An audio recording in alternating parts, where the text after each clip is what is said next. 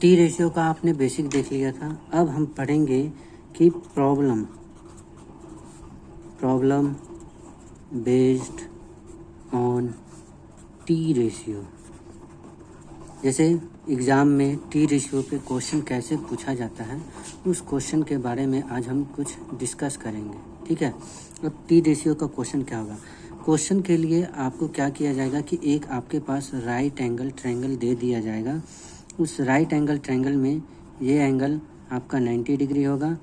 ये vertex A B C दिया रहेगा और साथ ही आपसे यहाँ पे क्या होगा, यहाँ पे एंगल थीटा दे देगा और साथ आपको क्वेश्चन क्या देगा, किसी एक पैरामीटर, किसी एक टी रेशियो का। मान लेते हैं कि हमको दिया है कि साइन थीटा इक्वल टू कितना है, 3/5 दिया हुआ है। 3/5 दिया हुआ है। इससे आपको बोलेगा कि हमको टी रेशियो, अब यहाँ पे कह देगा कि find T ratio. T ratio कहने का मतलब कि वो सारा पैरामीटर, सिर्फ साइन थीटा को छोड़कर, साइन थीटा को छोड़कर कौन कौन सा पैरामीटर है, तो कॉस थीटा है, उसके बाद टैन थीटा है, उसके बाद कॉसेक थीटा है, उसके बाद सेक थीटा है, उसके बाद कॉट थीटा है। तो ये पांचों टी रेशियो जो है, इस सभी का वैल्यू आपको फाइंड आउट करना के लिए दिया जाएगा। ठीक है। नहीं दिख रहा है, थोड़ा सा इसको हम ये करते हैं, एक सेकंड रुक जाइएगा।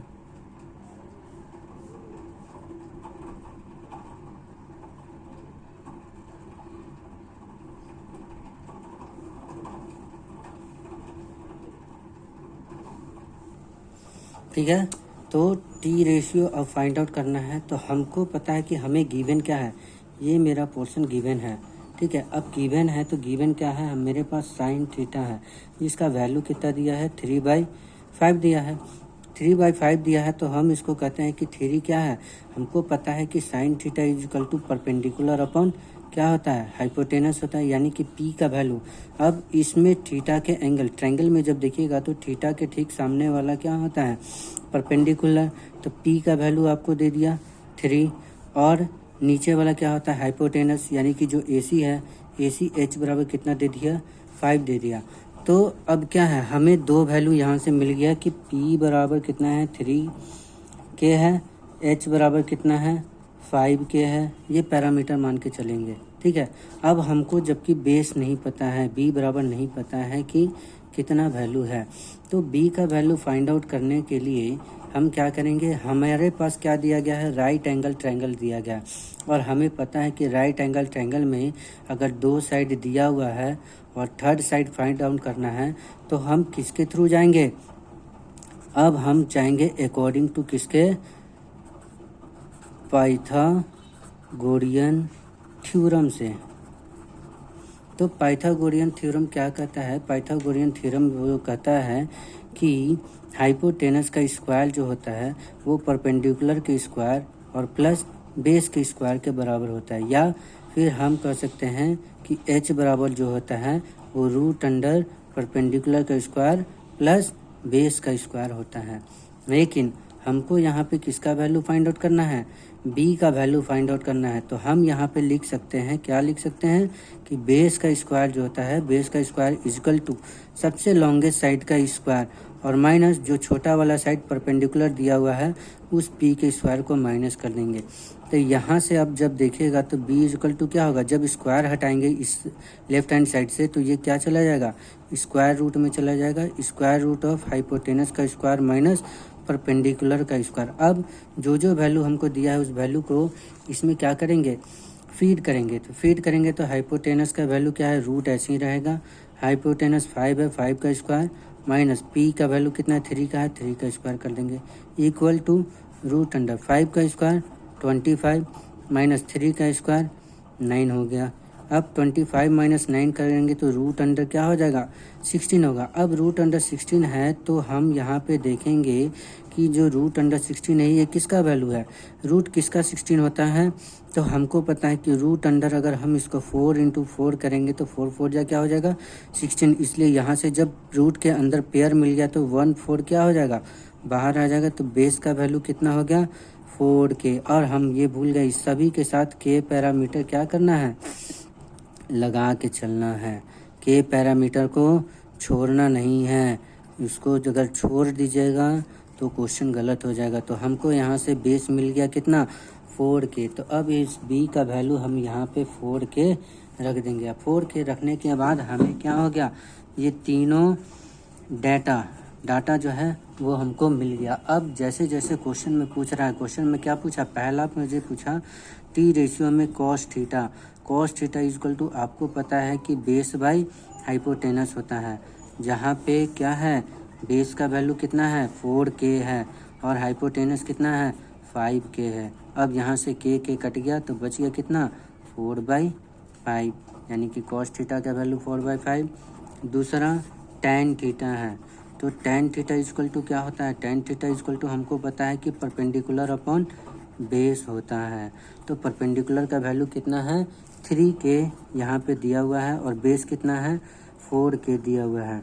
इसको रख दिए k और k फिर कट गया बच गया 3/4। उसके बाद तीसरा मेरा टी रेशियो में है कॉसेक थीटा बराबर क्या आता है 1/sin थीटा। अब हमको पता है कि यहाँ से हमको sin थीटा का वैल्यू मिला हुआ है 3/5। तो हम अब वैसे पुट नहीं करेंगे, हम यहाँ से देख लेंगे कि 3/5 है तो डायरेक्टली 3/5 लिख दिए इक्वल टू ये क्या हो जाएगा 5/3 होगा। या नहीं तो हम ऐसे भी लिख सकते हैं, हमको ये भी पता है कि कॉसेक थीटा बराबर क्या होता है हाइपोटेनस अपॉन परपेंडिकुलर। यहाँ से h का वैल्यू कितना है 5k है और p का वैल्यू कितना है 3k है, तो k कट गया कितना आया 5/3 हो गया। 4 नंबर ऑप्शन सेक थीटा, तो सेक थीटा बराबर क्या आता है 1/cos थीटा।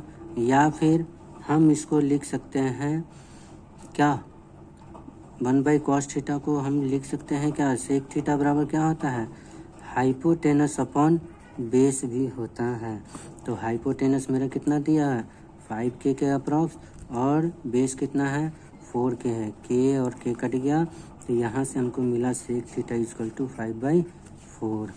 उसके बाद पांचवा क्या है कॉट थीटा है, तो कॉट थीटा बराबर क्या होता है कॉट थीटा बराबर होता है 1/tan थीटा। तो हम डायरेक्टली tan थीटा का वैल्यू रख सकते हैं, नहीं तो हम इसको लिख सकेंगे क्या कॉट थीटा बराबर क्या होता है तो बेस होता है अपॉन परपेंडिकुलर होता है, जहाँ पे बेस का वैल्यू आपको पता है कि 4k के बराबर है और परपेंडिकुलर का वैल्यू 3k के बराबर है। k कट गया, यहाँ से हमको मिल गया कॉट थीटा इक्वल टू 4/3। तो इसी तरह हम क्या करते हैं कि हमें कुछ वैल्यू दे दिया जाता है, उस वैल्यू के अनुसार हमको कॉस थीटा का वैल्यू, टैन थीटा का वैल्यू, कॉसिक थीटा का वैल्यू, सेक थीटा का वैल्यू और कॉट थीटा का वैल्यू, यानी कि value of T ratio find out करना रहता है। ये था जब आपको एंगल कितना दिया हुआ है थीटा दिया हुआ है। अब मान लीजिए कि एंगल थीटा नहीं दे रहा है, उसके जगह पे आपसे पूछ रहा है कि find the T ratio of angle C पूछ दे एंड गिवन क्या दे रहा है आपके पास, गिवन दे रहा है कॉस थीटा बराबर दिया गया है कितना दे रहा है 6/10 दे दिया है और आपसे टी रेशियो फाइंड आउट करने के लिए कहा जा रहा है। तो फिर से आप क्या करिएगा, तो इसको सॉल्व करने से पहले हमें क्या होगा, हम पहले फिगर ड्रॉ करेंगे। आपको पता है फिगर के लिए क्या ड्रॉ करना है, फिगर के लिए हमें राइट एंगल ट्रायंगल ड्रॉ करना है और इसमें ए दे दिया, बी दे दिया, सी दे दिया, यहाँ पे थीटा ना हो के यहाँ पे थीटा के जगह पे सी दिया रहेगा। कॉस सी बराबर 6/10, क्योंकि हम किसकी बात कर रहे हैं, एंगल सी की बात कर रहे हैं। तो अब इस एंगल सी है और ये कितना है 90 डिग्री। अब यही एंगल सी है तो ठीक हमको पता है कि एंगल सी के ठीक सामने वाला क्या होता है, परपेंडिकुलर हो जाता है। इस एंगल से जस्ट सटा हुआ बेस होता है और जो थर्ड बच जाता है वो क्या हो जाता है, हाइपोटेनस होता है। तो अब हमको पता है कि कॉस सी बराबर 6/10 दिया है, 6/10 दिया है। तो 6/10 कहने का मतलब क्या हो गया कि बेस अपॉन हाइपोटेनस का वैल्यू दिया हुआ है, यानी कि बी का वैल्यू हमको 6K के बराबर और एच का वैल्यू 10K के बराबर क्या किया गया है, दिया गया है। तो एच बराबर यहाँ पे जब देखिएगा ट्रायंगल में तो एच बराबर हम लिख दे रहे हैं कि 10K दिया है और बेस बराबर 6K दिया हुआ है। अब इसके अनुसार टी रेशियो फाइंड आउट करना है। तो टी रेशियो फाइंड आउट करने के लिए हमको पी का वैल्यू भी पता होना चाहिए, जो हमको मालूम नहीं है। तो पी का वैल्यू अगर नहीं मालूम है तो फिर से हम क्या करेंगे, अकॉर्डिंग टू किसके द्वारा, पाइथागोरियन थ्योरम से। क्योंकि अगर किसी ट्रायंगल का 3 साइड में 2 साइड दिया हुआ है और थर्ड साइड फाइंड आउट करना है तो हम कौन सा क्या किसको लेके चलेंगे, पाइथागोरस थ्योरम को लेके चलेंगे या पाइथागोरियन थ्योरम को ले चलेंगे। पाइथागोरस थ्योरम में ठीक सेम वही क्या होता है, AC का स्क्वायर बड़े वाले साइड का स्क्वायर इजकल टू AB का स्क्वायर प्लस BC का स्क्वायर, यानी कि हाइपोटेनस का स्क्वायर इजकल टू परपेंडिकुलर का स्क्वायर और प्लस बेस का स्क्वायर होता है।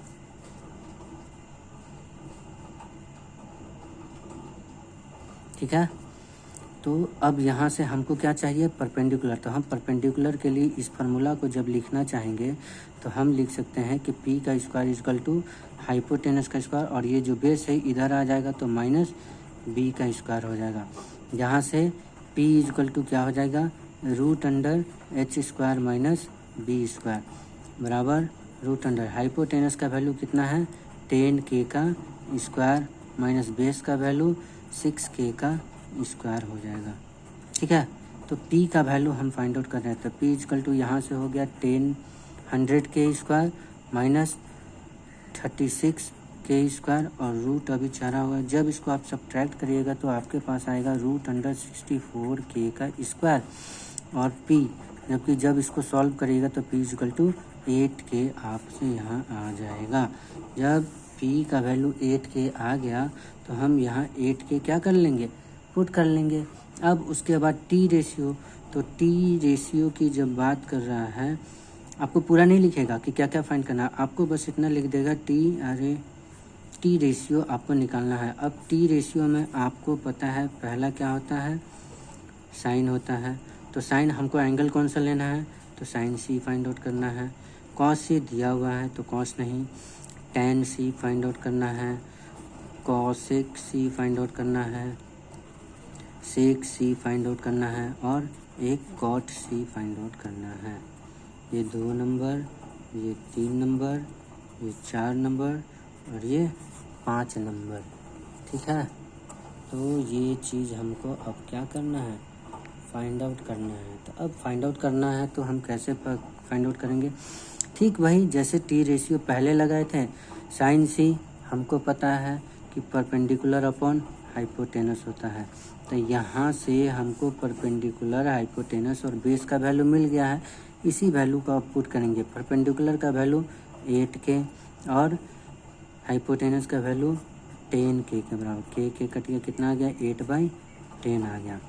Tan C, tan theta is equal to क्या होता है आपको पता है कि परपेंडिकुलर अपॉन हाइपोटेनस होता है। उसी तरह टैन सी का भी क्या हो जाएगा, परपेंडिकुलर अपॉन हाइपोटेनस। तो परपेंडिकुलर कितना है 8K है और सॉरी हाइपोटेनस नहीं, यहाँ बेस होगा 8K है और बेस कितना है 6K के बराबर है। तो यहाँ से K कट गया, कितना हो गया 8/6 हो गया।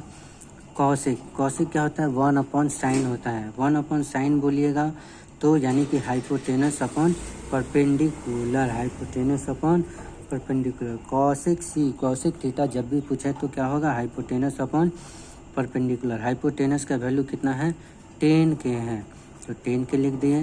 परपेंडिकुलर का वैल्यू 8 के है, 8 के ले लिए, यहाँ से के कट गया, बच गया कितना 10/8 बच गया। सेक सी जो होता है जस्ट कॉस का क्या होता है, उल्टा होता है। तो कॉस सी का वैल्यू 6/10 है, यानी कि बेस अपॉन हाइपोटेनस है। तो सेक सी क्या हो जाएगा, हाइपोटेनस अपॉन बेस हो जाएगा। हाइपोटेनस का वैल्यू 10 के दिया हुआ है और बेस का वैल्यू 6 के दिया हुआ है। के कट गया, बच गया 10/6। कॉट जो होता है कॉट सी दिया हुआ है, कॉट सी एंगल इसके अप्रॉक्स क्या हो जाएगा, कॉट सी के लिए 1/tan सी लिख सकते हैं, या फिर हम इसको लिख सकते हैं क्या, बेस अपॉन परपेंडिकुलर। तो बेस अपॉन परपेंडिकुलर, तो बेस का वैल्यू 6 के, परपेंडिकुलर का वैल्यू 8 के कट गया, कितना बच गया 6/8 बच गया। सो देयरफॉर हम कह सकते हैं कि सॉल्व करने के बाद sine C is equal to 8/10, tan C is equal to 8/6, cosec C is equal to 10/8, उसके बाद सेक सी इजकल टू 10/6 और कॉट सी इजकल टू 6/8। ये मेरा क्या हो गया, ये मेरा टी रेशियो फाइंड आउट हो गया, टी रेशियो क्या हो गया, फाइंड आउट हो गया। तो इसी तरह टी रेशियो का आपका बहुत सारा क्या होगा, क्वेश्चन देगा, और साथ ही कुछ और भी क्वेश्चन है जो हम कल डिस्कस करेंगे इसके बारे में टी रेशियो के लिए। इससे आगे जो भी क्वेश्चन होगा उस क्वेश्चन को लाएंगे, देखेंगे, समझेंगे और फिर इसको क्या करेंगे, सॉल्व करेंगे, देखेंगे कि कैसे इसके आधार पर यहाँ पे जो कॉस सी है ये दे दिया है और उसके बाद आपको टी रेशियो नहीं देगा, यहाँ पे एक और इक्वेशन दे देगा और उस इक्वेशन के अनुसार आपको क्या करना होगा, उसका वैल्यू फाइंड आउट करने के लिए देगा, या फिर उस इक्वेशन का भी वैल्यू दिया हुआ होगा उसको फाइंड आउट करने के लिए होगा। तो ये हम अगले वाले क्लास में करेंगे।